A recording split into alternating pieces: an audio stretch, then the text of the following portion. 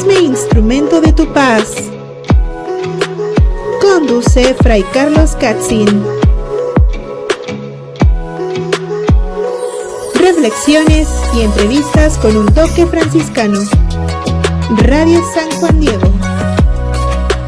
Bienvenidos. Paz y bien, amigos, bienvenidos una vez más a su programa, Hazme instrumento de tu paz.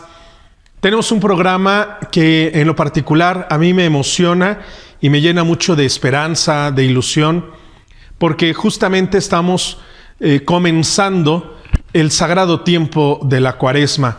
A mí me llama mucho la atención cómo los padres de la Iglesia, cómo la tradición de la Iglesia a lo largo de los siglos ha querido ponerle este calificativo a este tiempo, el sagrado tiempo de Cuaresma. Esto a mí se me hace muy interesante por todo lo que engloba.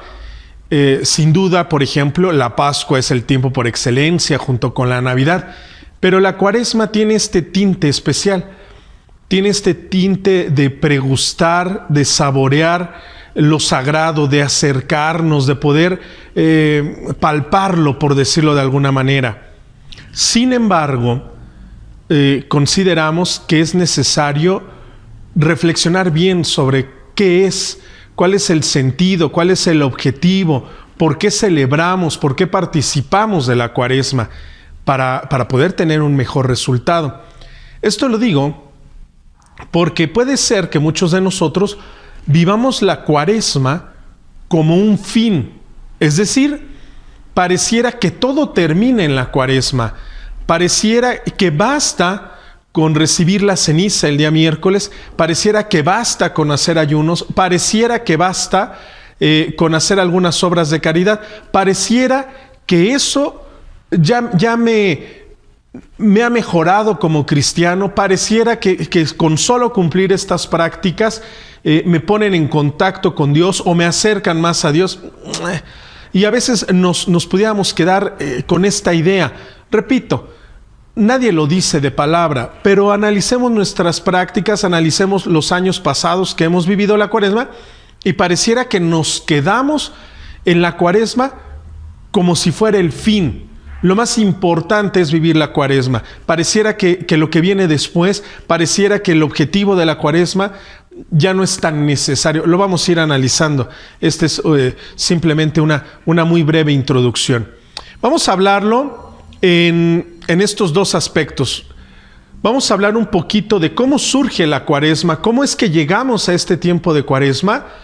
Vamos a ver el ejemplo de San Francisco de Asís, que me parece que es muy adecuado, que encaja muy bien con lo que queremos decir, para que después nosotros podamos hacer una reflexión, para que después nosotros podamos ir meditando esto a lo largo de esta Cuaresma, a lo largo de estos días de ayuno, a lo largo de estos días de penitencia, y podamos tener un mayor fruto, podamos hacer que florezca el ejercicio que pretendemos realizar a lo largo de la Cuaresma. Vamos a poner como introducción, antes de ir al corte, cómo surge este tiempo de Cuaresma. ¿Se acuerdan ustedes que cuando nuestro Señor Jesucristo asciende a los cielos, los que se quedan al cargo de la iglesia, los que se quedan a cargo de las comunidades, son los apóstoles? Y los apóstoles tienen muy clara la enseñanza de nuestro Señor. Los apóstoles tienen muy presente el don del Espíritu Santo y saben dirigir, saben guiar a las comunidades. Pero todos ellos han muerto, todos ellos van muriendo en el martirio, menos San Juan Apóstol, San Juan Evangelista, pero todos mueren mártires. Y van quedando los sucesores de los apóstoles, van quedando a cargo de estas comunidades. Ellos tienen este interés, ellos tienen esta urgencia, ellos tienen esta prioridad de mantener vivo, de mantener fresco, de mantener invariable el mandato del Señor, las enseñanzas, sus consejos, sus enseñanzas, en fin, todo lo que el Señor Jesús implantó en la tierra, todo lo que el Señor Jesús predicó, todo lo que el Señor Jesús enseñó, es muy bien resguardado por los apóstoles, pero cuando estos van muriendo, Los que se quedan a cargo, los sucesores de los apóstoles, que después nosotros conoceremos con el nombre de obispos, tienen el particular interés de que esto se mantenga sin cambio, se mantenga sin... que no se vea turbio, que no se enturbie o que se mezcle con enseñanzas nuevas o diferentes. Esta va a ser la prioridad. Entonces, al cuidar estas comunidades, al resguardar estas comunidades y al mantener el mandato del Señor, la enseñanza de Cristo, van surgiendo personas nuevas que quieren hacerse cristianos, que quieren hacerse, tiempo después se llamarán católicos, nosotros, ¿verdad? Pero en un primer momento todos son cristianos, todos escuchan hablar de Jesús y quieren convertirse al cristianismo, quieren seguir a ese tal Jesús, a ese tal Cristo del que tanto se predica, del que se habla, que da la vida eterna. De eso se va a estar hablando. Para iniciarse en la vida cristiana, para hacerse cristiano, se necesitan profesar la fe. Se necesita profesar públicamente en qué se cree, en quién se cree, a quién quiere seguir. Y esto se confirma o esto se sella por medio del bautismo. Recuerden ustedes que estamos hablando de los primeros siglos. Estamos hablando entonces de que se bautizan los adultos, se bautizan los que han escuchado el mensaje de Cristo, los que quieren tener un cambio de vida, los que quieren modificar sus conductas, los que quieren alejarse de un vicio. Ellos quieren bautizarse. Tienen que hacer esta profesión de fe pública y ser confirmados por el Espíritu Santo y participar de la cena del Señor, participar de la fracción del pan, de lo que ahora conocemos como Eucaristía, ¿no? Son estos tres elementos. No va a ser fácil. Es un camino que incluso a algunas personas les toma años. No es como ahora 2, 3 pláticas y bueno, sí, que se bautice mi niño. No, estamos hablando de los primeros siglos. Un adulto que ha vivido siguiendo a dioses paganos, un adulto que ha vivido sumergido en algún vicio, sumergido en la idolatría, ahora oye hablar de Jesús, lo quiere aceptar en su vida como su Señor, quiere seguir sus enseñanzas y entonces empieza todo este proceso de conversión, todo este proceso de acercamiento, todo este proceso de corregir la vida. Y entonces la Iglesia determina que para que alguien pueda iniciarse en el cristianismo, para que alguien sea reconocido como hijo de Dios, no es cualquier cosa. Y entonces deciden bautizar a estos nuevos cristianos, deciden bautizar a estos nuevos hijos de Dios, deciden bautizarlos en la noche por excelencia, en la noche sacratísima de la vigilia pascual. En esta noche santa, recuerden ustedes un poquito el pregón, en esta noche santa, estos nuevos miembros son bautizados. ¿Qué quiere decir? Que ahora son tomados como hijos de Dios para que Dios actúe en ellos, para que Dios, por medio de su Espíritu Santo, pueda manifestarse. Son confirmados, es decir, se les impone las manos, el obispo les impone las manos como signo de que este Espíritu Santo ya no solo actuará en ellos, sino que ahora los capacita para actuar, para ser mensajeros, para ser discípulos, para ser apóstoles, para ser testigos. Los confirma y finalmente participan del banquete del Señor, gustan su cuerpo y su sangre. Esto sucede en la noche de la vigilia pascual, en la noche santa, en la noche por excelencia, en la noche, recordando un poquito el pregón pascual, donde se unen lo humano con lo divino. En esta noche santa, como decía hace un momento, esto no es fácil, esto va a ser complicado, esto va a traer muchas trabas, muchas tentaciones, de las que vamos a estar hablando después de este corte, porque al ver las dificultades que tienen los primeros cristianos, la Iglesia decide responder, la Iglesia decide apoyar, la Iglesia decide involucrarse en este proceso de los que serán los nuevos cristianos. Vamos a un corte y regresamos.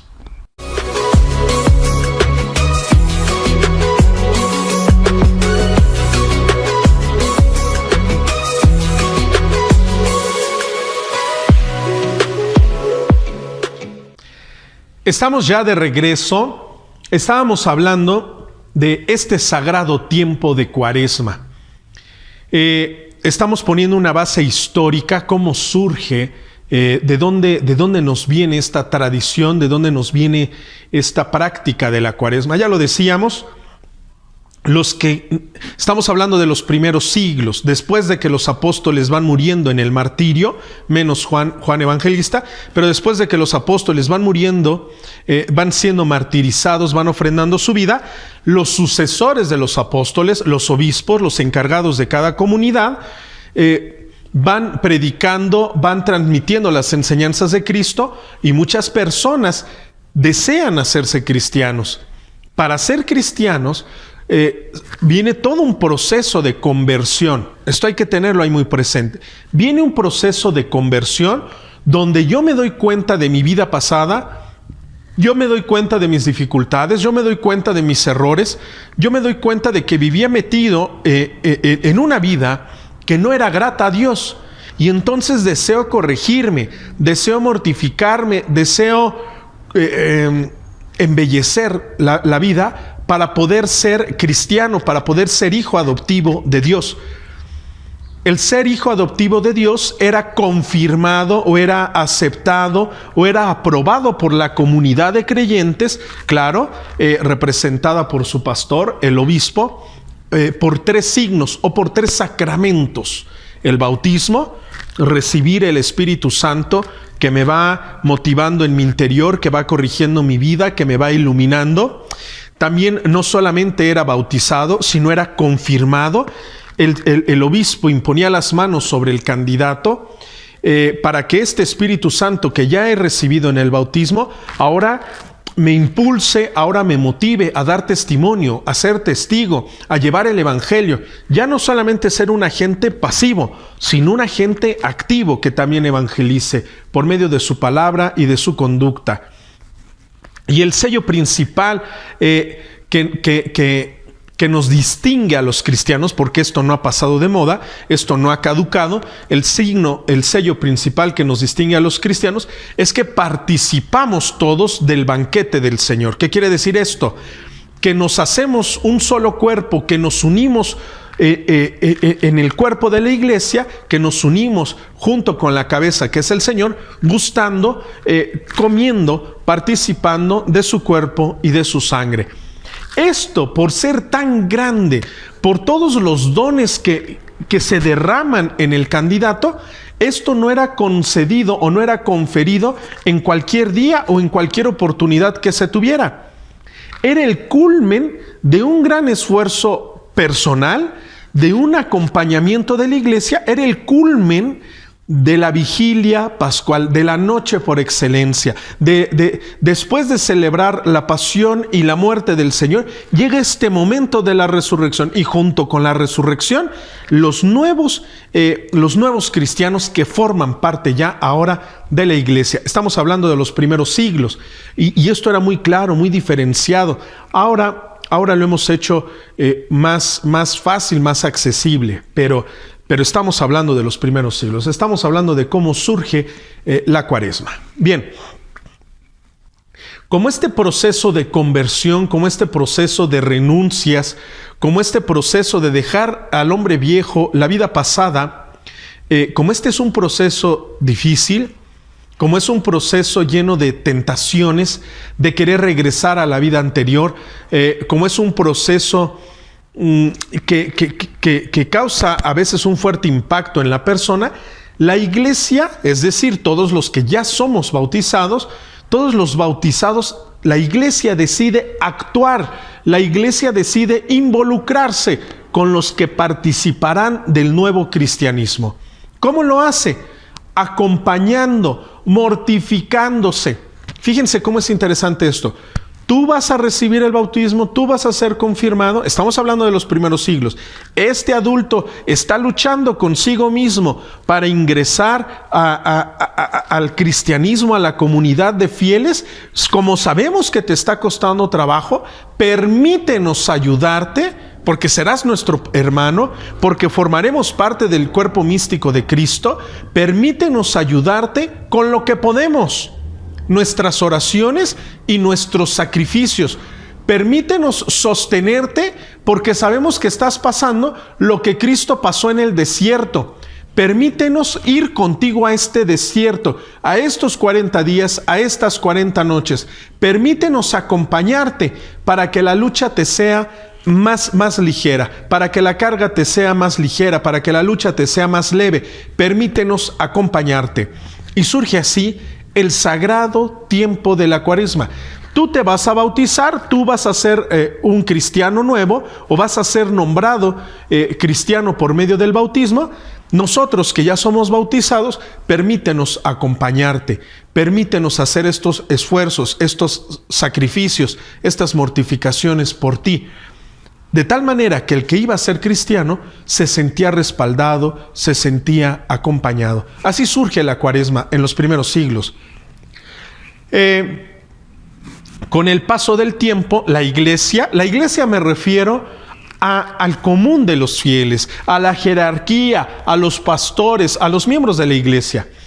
La iglesia se da cuenta que estas prácticas no solamente tienen un buen resultado en los que serán los nuevos cristianos, que ahora les llamamos catecúmenos, más bien desde ese entonces se les conoce como catecúmenos.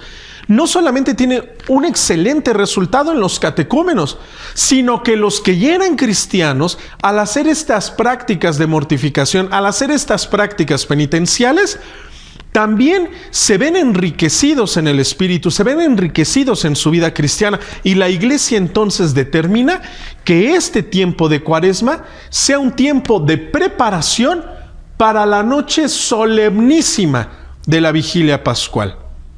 ¿Se entiende entonces ya aquí? Ya podemos ir viendo, ya podemos ir descubriendo cuál es el objetivo de la Cuaresma.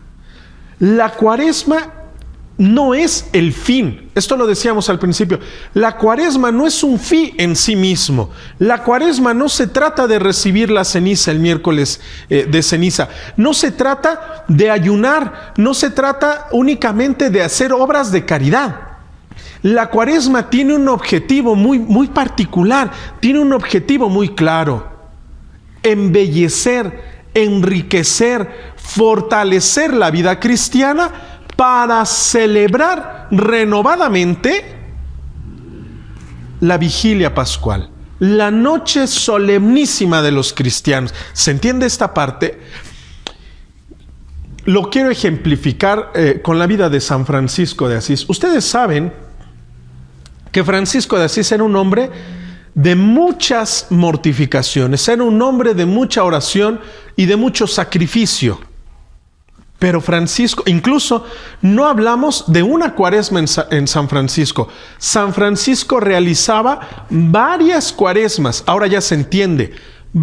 Varias cuaresmas, queremos decir, varios momentos de apartarse para orar, de apartarse para mortificarse, de apartarse para vivir la penitencia. Tenía varios momentos a lo largo del año, a lo largo de su vida, de apartarse, de estar en silencio, de estar en oración, de mortificarse, de hacer penitencia. Ahora ya lo entendemos. No sufrir por sufrir, no mortificarse por mortificarse. Ni siquiera estamos hablando de culpabilidad, de castigarnos por los pecados cometidos. Es que ese no es el sentido de la Cuaresma, y esto hay que tenerlo muy claro. Y esto lo entendió perfectamente Francisco de Asís. No es mortificarme para castigarme por lo malo que he sido. No, eso sería inútil. Sería pensar que tenemos un Dios vengador. Sería pensar que tenemos un Dios castigador. Sería pensar que tenemos un Dios que goza viéndonos sufrir, que se regocija con el dolor humano. Ese no es nuestro Dios. Ese no es el Dios que colgó de una cruz y entregó su sangre para redimirnos. No. Francisco, junto con los cristianos, todos nosotros, nos apartamos, nos retiramos, hacemos un momento de silencio, nos mortificamos para fortalecernos, para embellecernos, para corregir nuestra conducta, no por miedo al castigo de Dios. hacemos todo este esfuerzo, hacemos toda esta penitencia para agradarle a Dios, para poder ofrendarle algo a Dios, para poder presentarle lo más valioso, que es nuestra propia vida. Es muchísimo más valioso que un arreglo floral, que una docena de veladoras. Lo único que tengo, como dice el canto, esto que tengo, esto que soy, esto te doy. Pero como me doy cuenta que soy un hombre que guarda rencores, que soy una persona que no ha perdonado, que soy una persona que viene cargando traumas de la infancia, como me doy cuenta, porque tu Espíritu Santo me ha ido iluminando a lo largo de este tiempo, porque tu Espíritu Santo me va taladrando un poquito la conciencia, porque tu Espíritu Santo me va hablando en el corazón y me doy cuenta de que esto que hice estuvo mal, me doy cuenta que esto no está bien, me doy cuenta que aquí cometí un error. Como tu Espíritu Santo me está iluminando y me está diciendo que no soy el más perfecto, el más puro, el más limpio en sentimientos, en acciones, en conducta, es por eso que me aparto, para poder mirarme con mayor claridad, para poder desnudarme interiormente, para poder contemplarme como verdaderamente soy. Por eso me aparto. Por eso dialogo contigo, por eso te pido perdón, por eso me mortifico. No por el miedo al castigo, sino porque reconozco que tú has sido inmensamente bueno conmigo. Y entonces yo quiero limpiarme, yo quiero abrillantarme un poco, para que esto que yo te ofrendo, la vida, sea un poco más agradable a ti. Qué triste, por ejemplo, cuando recibimos regalos, por ejemplo, de segunda mano, ¿verdad? Pregúntale tú a tu hijo mayor, ¿cuál es el sentimiento cuando nunca ha estrenado alguna sudadera, alguna ropa? Porque siempre vive de la ropa que va dejando su hermano, el más grande. Como esto ya no le queda al más grande, se lo pasamos al... Este sentimiento de que no es algo nuevo, de que no es algo tan limpio, de que no es algo tan bello, se agradece, pero no se disfruta tanto. Piensen ustedes que a veces así llegamos con Dios. A veces así nos presentamos ante Dios. Francisco de Asís lo entendió perfectamente. Lo entendió perfectamente. Me aíslo, me aparto, no para evadirme de mis problemas. No me enconcho porque no quiero que nadie se entere de cómo soy, porque no quiero que nadie se dé cuenta de cómo vivo. No, eso no es propio de un cristiano. No me aparto para evadirme de mis problemas. No me aparto para deslindarme de mis responsabilidades. No, eso no hace un cristiano. Mucho menos en el sagrado tiempo de la Cuaresma. Por el contrario, me aparto para que al mirarme desde lejos yo pueda contemplarme de cuerpo entero, yo pueda verme realmente como soy. No soy tan perfecto como creo, no soy tan amigable, no soy tan comprensivo como yo creía. Me aparto para contemplarme como verdaderamente soy, sin engaños, sin máscaras, sin endulzarme el oído. Y trato de corregirme, y trato de enmendarme, y trato de mortificarme. Francisco lo hacía varias veces a lo largo del año. La Iglesia nos pide, al menos este día, al menos esta temporada, al menos este sagrado tiempo de Cuaresma, al menos estos 40 días, reflexiona sobre ti mismo.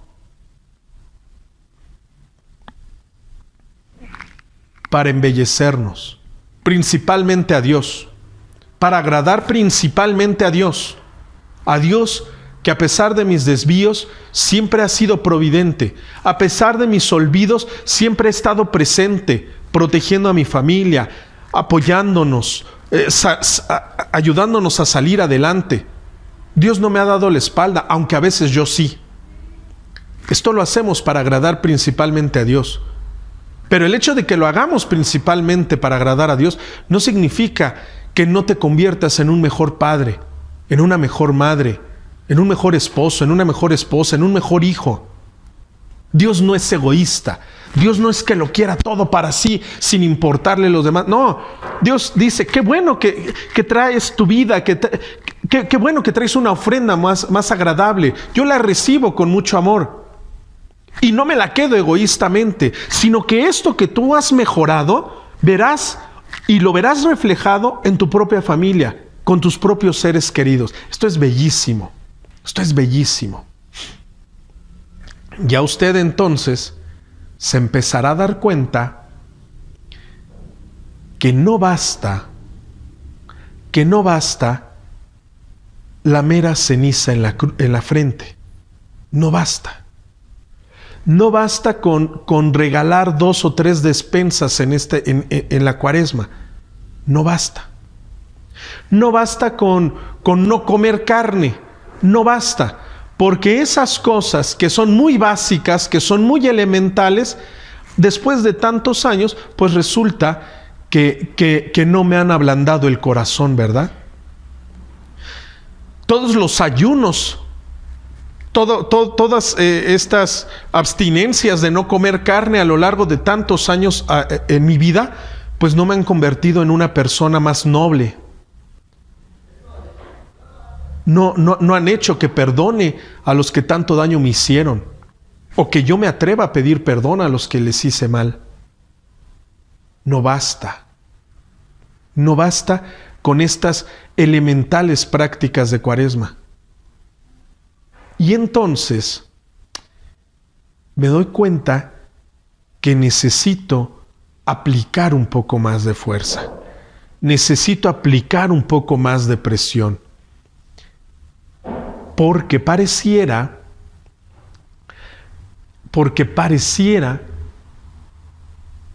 y se nos ha olvidado, y el mundo nos ha metido la idea. Con el mundo me refiero a la sociedad, a mis compañeros de trabajo, a las madres de familia que participan en el colegio donde mando a mis hijos.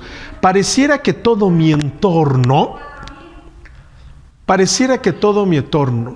nos dice que lo fundamental, que lo principal de la Cuaresma es solamente ser mejores personas. No te angusties, no te mortifiques, eso es pasado de moda, eso ya no es actual, eso es de la Edad Media. Ahora basta con ser buenas personas, con que saludes al vecino, con que seas amable con los empleados. Basta con hacer eso. Aguas, porque es una trampa. Es una trampa en la que nosotros podemos caer. Yo tengo una excelente Cuaresma porque gracias a Dios ahora no hemos discutido en la casa. Yo tengo una excelente Cuaresma porque al trabajo llego y a todo mundo saludo. Puede ser una trampa. Puede ser una trampa porque no hay que olvidar que el sagrado tiempo de Cuaresma, y fíjense cómo lo he enfatizado, el sagrado tiempo de la Cuaresma tiene un carácter, es decir, tiene un sello indeleble, tiene un sello que con nada se quita, tiene un carácter fuertemente penitencial. Esto hay que tenerlo muy presente. La Cuaresma tiene un carácter fuertemente penitencial. ¿Qué quiere decir esto? Obvio, se entiende que si eres cristiano, tendrías que ser más amable, tendrías que ser más comprensivo, tendrías que ser más generoso que el común de la gente. Eso se da por entendido, por el hecho de ser bautizado. Pero la Cuaresma, a todo esto, le añade el carácter penitencial. Nosotros tenemos que forzarnos para ir desterrando de nuestra vida y de nuestro interior ciertas cosas que no son compatibles con Dios. Esto hay que tenerlo muy claro. Esto hay que tenerlo. Yo no puedo vivir yendo a misa yendo los miércoles de ceniza y teniendo canitas al aire, viviendo de 2 o 3 infidelidades al año. No podría. Y eso no se quita. El que yo golpee a mi esposa, el que yo me desentienda de mis hijos, el que yo tenga a mis padres ancianos abandonados, no se corrige dejando de comer carne los viernes. Necesito hacer penitencia. Necesito forzar un poco mi vida interior. Vamos a un corte para dedicar el tercer bloque precisamente a esto. ¿Cómo vivir haciendo penitencia? Vamos a un corte y regresamos.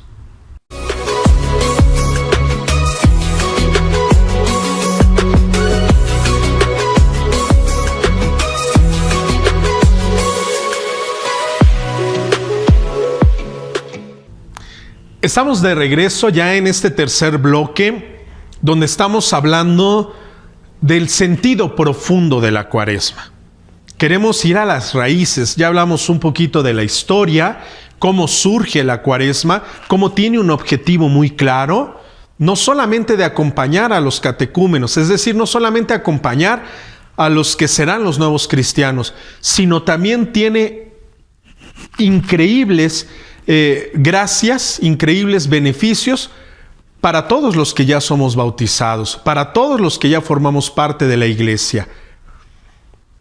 Pero conforme ha pasado el tiempo, conforme han venido los siglos, conforme el mundo se ha modernizado, se ha ido diluyendo el espíritu primero de la Cuaresma, este aspecto penitencial, este aspecto de fortalecer mi vida cristiana, de fortalecer mi interior, para hacerle más acepto, para hacerle más agradable a Dios. Y lo mencionábamos en el bloque anterior, pareciera que ahora basta únicamente con ser buenas personas.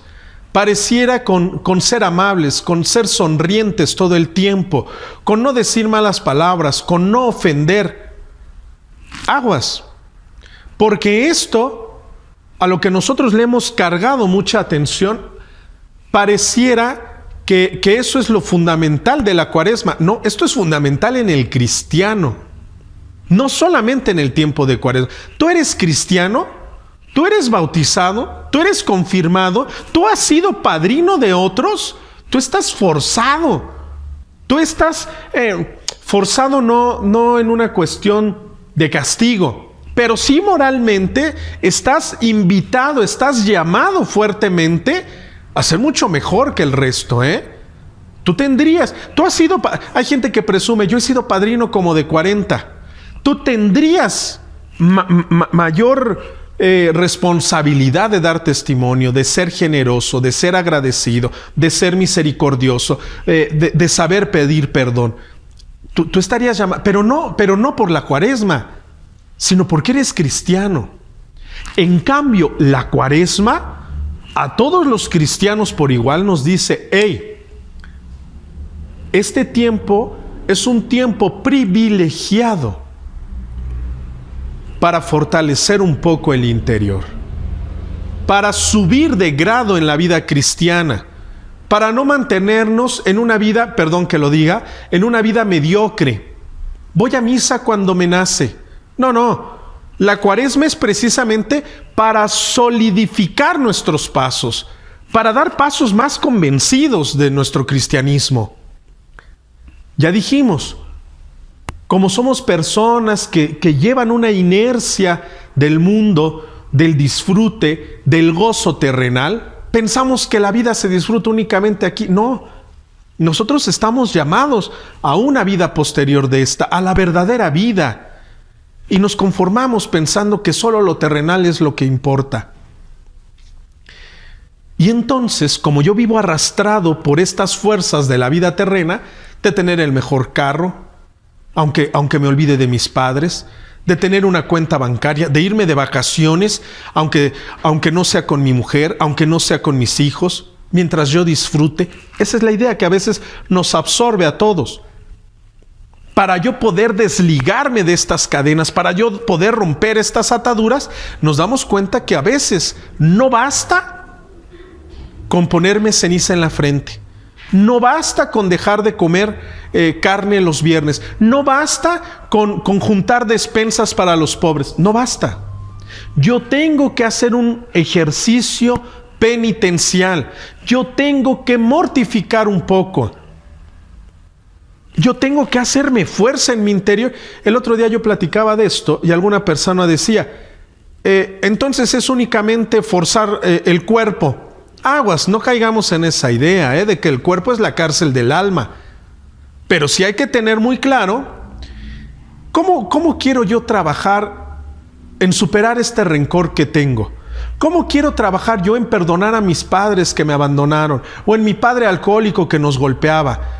¿Cómo quiero trabajar yo en el perdón a aquella persona que tanto daño me hizo? A mi exmujer, a mi exmarido que me fue infiel. ¿Cómo quiero trabajar yo en lo espiritual? ¿Cómo quiero trabajar yo en lo psicológico cuando me maltrataban de chico? Si soy incapaz de trabajar en la cuestión física.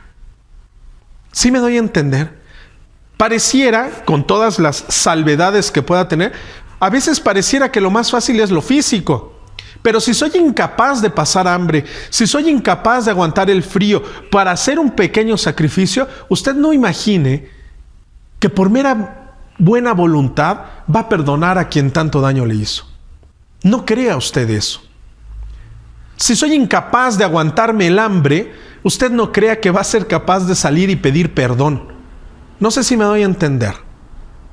La iglesia dice, al menos mortifiquemos un poco lo físico, al menos pasemos un poco de hambre, al menos pasemos un poco de frío, al menos durmamos menos horas, para que el ejercicio de lo físico me vaya capacitando para hacer un ejercicio más fuerte, un ejercicio espiritual, un ejercicio psicológico, un ejercicio interior de perdón, de reconciliación, de bondad, de no guardar rencor. ¿Me doy a entender?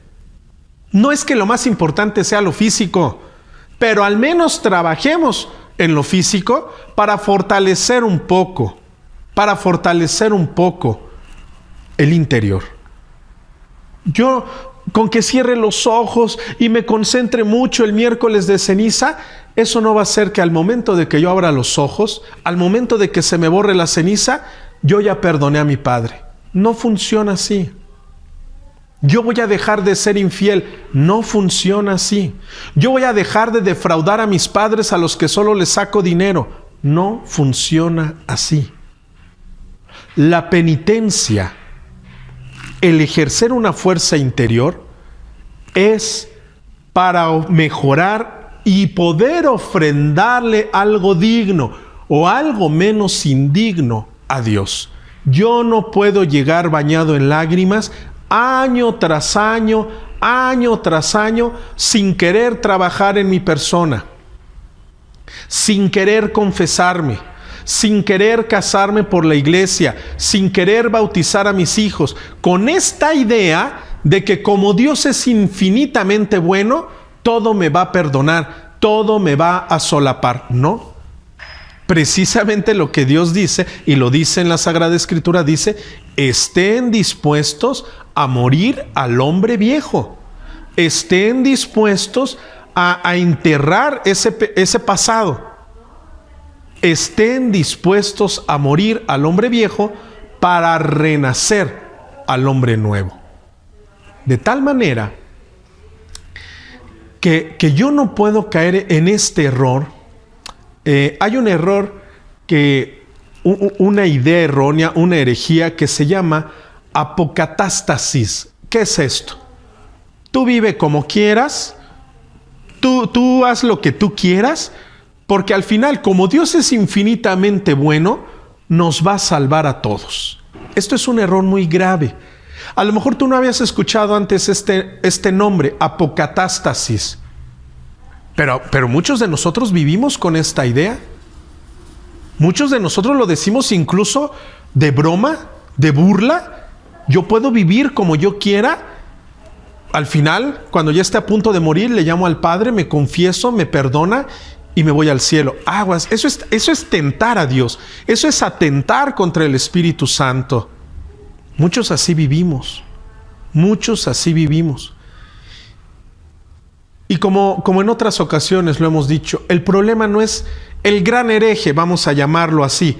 El problema no es esta persona que ha vivido durante mucho tiempo alejada de Dios. El problema no es esta persona que abiertamente, que mentalmente ya rompió con Dios. Dijo, yo no quiero saber nada de Dios, no me interesa. Yo soy ateo, no quiero saber nada de Cristo. El problema no es esta persona, El problema tampoco son los grandes santos. Esta gente que dice, yo quiero mejorarme, yo quiero enmendarme. Ahí lleva altos y bajos. Pero el problema tampoco es esta persona. El problema somos nosotros, los que vivimos en medio, los que ni renunciamos a Dios por miedo, por temor, por tradición, porque esta religión me la inculcaron mis padres. El problema somos nosotros, los de en medio, los que ni renunciamos a Cristo, pero tampoco tenemos el valor de convertir la vida. Tampoco tenemos el valor de darle un sí definitivo a Cristo. Sí me voy a casar por la iglesia. Sí voy a ir todos los domingos a misa. Sí me voy a confesar al menos una vez al mes. El problema somos nosotros, los de en medio. Si veo que el padre no tiene mucha gente en la fila, me confieso. Pero si no me confieso, me da igual, Si comulgo, qué bueno. Si no comulgo, me da igual. Yo siento que soy buena persona. Nos llevamos mejor nosotros que vivimos en unión libre, nos llevamos mejor que los que están casados por la iglesia. Siento que soy mejor padre que los que bautizaron a sus hijos. El problema somos nosotros, los de en medio. Los que somos incapaces de abrillantar nuestra vida para poder ofrendarla a Dios. Y si tú le rascas, si tú vas a lo profundo de este pensamiento, en realidad abrillantamos nuestra vida únicamente para nosotros mismos. Para que mi cuñado se dé cuenta que yo tengo un mejor trabajo que él. Para que mis compañeros de trabajo se den cuenta que yo tengo un mejor coche, o que yo tengo una mejor casa, o que me llevo mejor con el jefe. En el fondo estamos abrillantando nuestra vida únicamente para nosotros mismos, pensando de fondo que lo único que importa es esta vida, que solo se disfruta en esta vida, que solo hay que trabajar por ser plenos, por ser importantes, por ser reconocidos, por tener bienes económicos en esta vida. Y nosotros estamos aquí únicamente como peregrinos, y eso se nos olvida. Nosotros estamos aquí únicamente de paso. La verdadera vida es cuando podamos contemplar a Cristo como verdaderamente es. Y verlo como Él nos mira a nosotros, sin máscaras, sin doble cara, sin apariencias. Y lo dice también la Sagrada Escritura.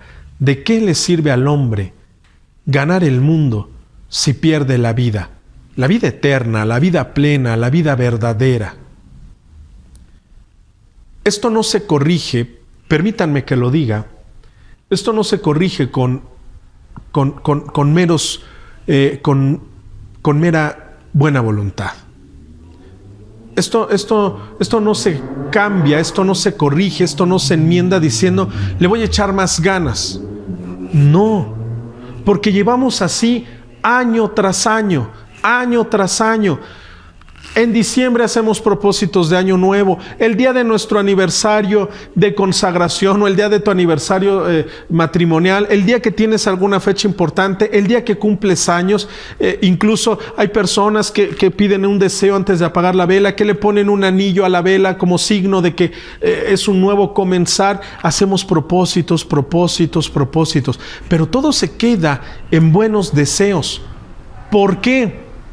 Porque soy incapaz de tomar acciones para corregir la vida. Y a estas acciones para corregir la vida, la Iglesia ha decidido ponerle el nombre de penitencia. De penitencia. Y el nombre lo dice, pasar alguna pena por lo mucho que yo haya ofendido a Dios. Pasar alguna pena, no porque Dios me vaya a castigar, sino porque yo me doy cuenta que así, siendo tan ingrato, Dios ha tenido a bien enriquecerme en mi familia, en mi trabajo, en mi salud. Y yo quiero agradarle, ofrendándole lo más valioso que tengo, mi vida, embellecerla para poder ofrendarla. Es un poquito el ritmo de la Cuaresma. Es un poquito. Eso implica retirarme un poco de la televisión, retirarme un poco del ruido, retirarme un poco del internet para platicar, para orar, para meditar, es decir, para dialogar con Dios. ¿Por qué no he podido perdonar a esta persona? ¿Por qué no puedo dejar este vicio? ¿Por qué no puedo ser fiel a mi matrimonio? Señor, ilumíname, ayúdame. No quiero comerciar contigo, ¿verdad? No quiero decirte, como voy a dejar de comer carne, entonces ahora tú me tienes que cumplir esto. No. Al contrario, yo quiero hacer estos pequeños esfuerzos para llegar un poco más libre, más limpio, más purificado contigo, Señor. Para que cuando llegue el Viernes Santo, yo pueda morir, yo pueda subir a la cruz contigo. Yo pueda ahí clavar en esa cruz mis vicios, mis errores, lo que me atormenta, lo que yo he dañado a la gente, descender a la tumba contigo y levantarme como un hombre nuevo, no perfecto, pero sí alguien nuevo, un mejor esposo, un mejor padre, un mejor hermano, no ser tan ingrato con mis seres queridos. Ese es el ritmo de la Cuaresma. Quiero terminar con una reflexión que, miren, nosotros vemos por la ciudad a muchos vagabundos, ¿verdad? Vemos a mucha gente de la calle. Y a mí me llama la atención que esta gente que vive en la calle, esta gente que duerme en la banqueta, que duerme en las bancas de los parques, casi todos tienen una misma característica. Independientemente de que a veces anden sucios, huelan mal, se estén drogando, casi todos andan cargando bolsas de basura en realidad, bolsas de botellas viejas, bolsas de ropa rota, bolsas de cartones, casi todo el tiempo andan cargando sus bolsas. Incluso algunos tienen enormes bolsas para guardar basura. A veces así nos presentamos ante Dios. Puede ser licenciado, puede ser ingeniero, puede ser profesionista, incluso puede ser empresario, puede ser algún gran líder de alguna comunidad, de alguna dependencia pública. Puedes tener un alto rango o un alto grado en la sociedad, pero en la relación con Dios, muchas veces andamos como esta gente de la calle, como estos vagabundos. En el interior a veces andamos sucios, a veces andamos sujetos, encadenados a alguna droga, no forzosamente algún estupefaciente. Puede ser la droga de la avaricia, la droga de la envidia, la droga de los celos, la droga de las relaciones tóxicas, la droga de la envidia. A veces puedo andar así, sucio, sujeto a alguna droga, pero sobre todo cargando mis bolsas de basura, cargando durante años bolsas de basura, de heridas pasadas, de daños pasados, de situaciones no resueltas o no trabajadas desde mi infancia, mi juventud. Y a veces así queremos presentarnos ante Dios. Y Dios nos ama muchísimo. Nos ama muchísimo para no rechazarnos. Dios nos recibe así. Pero por lo mismo que nos ama muchísimo, nos invita, prácticamente nos sacude para no permanecer así. Y ahí es cuando las personas deciden alejarse, cuando las personas deciden irse a una religión más cómoda, más libre, sin tanta exigencia. Porque hay muchas personas, en este ejemplo que les estoy dando, que dicen, Tolérame con mi basura, tolérame con mis vicios, apapáchame porque he sufrido mucho, pero no me obligues a cambiar porque me voy, porque te dejo, porque te abandono. Dios nos ama mucho, tanto que nos recibe con nuestras bolsas de basura, pero nos ama tanto que prácticamente nos fuerza en este tiempo de Cuaresma a soltarlas, para embellecernos, para vivir más plenos, para vivir de una manera más auténtica. El que quiera seguirme, que se niegue a sí mismo, que tome su cruz y me siga.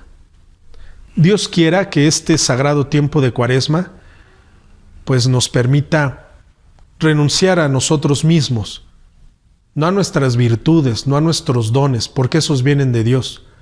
Renunciar a nosotros mismos, a nuestro endurecimiento de corazón, a nuestros odios, a nuestros maltratos, a las cosas negativas que hemos realizado.